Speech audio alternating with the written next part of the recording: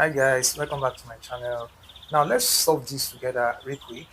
We have c factorial equals to c raised to the power 3 minus c. We want to find the value of c. Right, so we are going to start with our domain. Okay, so what is our domain? C must be greater than or equals to 2. Right, so it means that the value of c that we are going to get should be either 2 or greater than 2. So anything less than 2 will make this invalid. All right, so let's start with what c factorial is. All right, so let's start with what c factorial is. C factorial is something as c open bracket c minus 1, then c minus 2 factorial. Right, so that is what c factorial is. And then also we can factorize this. We have c raised to the power 3 minus c. Then this will be, let's factor out the c first. C is common, we bring it out. Then what do we have here? We have c squared minus 1, okay, because c times c squared will give us c cube, then c times minus 1 will give us minus c. Then we can still factor this. Okay, so we can use difference of squares. Remember, if we have c squared minus 1, same thing as c squared minus 1 square, and we have difference of squares.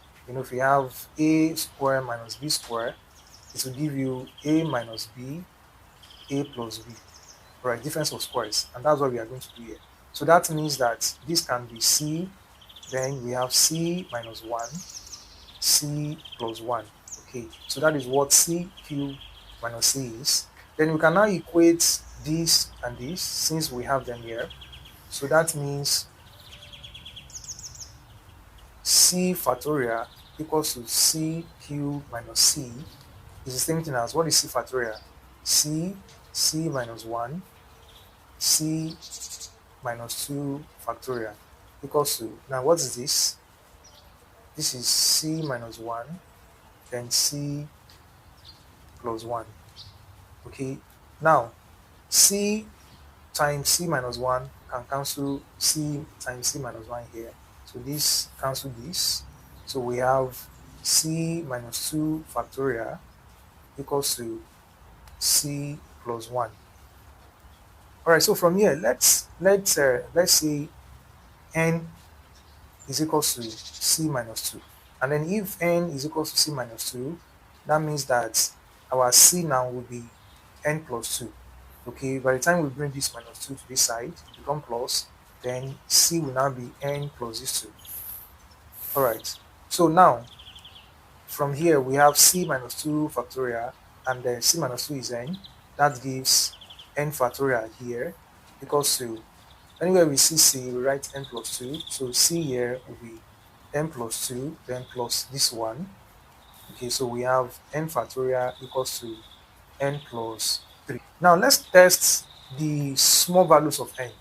Okay, let's test small values of n. So let's say n equals to 2, n equals to 2, then we write this, n factorial equals to n plus 3. So if n equals to 2, we have 2 factorial equals to, n is 2 here, 2 plus 3. What is 2 factorial? 2 factorial is 2 times 1, and this is 5. So we have 2 and 5. So 2 is not equals to 5. This is not valid. Now let's test 3. Let's say n equals to 3 this time around. So we have n factorial equals to n plus 3. So we have 3 factorial equals to 3 plus 3. What is 3 factorial? 3 times 2 times 1. 3 plus 3 is 6. Then 3 times 2 is 6 times 1. So we have 6 equals to 6. That shows that n equals to 3 is valid. Right, so if n equals to 3 is valid, then we can now write n equals to 3. Okay, our n equals to 3. Then let's recall that we say n equals to c minus 2, right?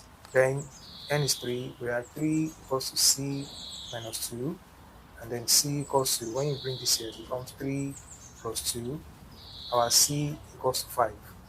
All right, so that means the value of c equals to 5. Let's quickly check. Let's check if that is correct. All right, so we have c factorial equals to c cube minus c, and we say our c is 5, so we have 5 factorial equals to 5 cube minus 5. What is 5 factorial? 5 times 4 times 3 times 2 times 1. 5 cube is 125 minus 5.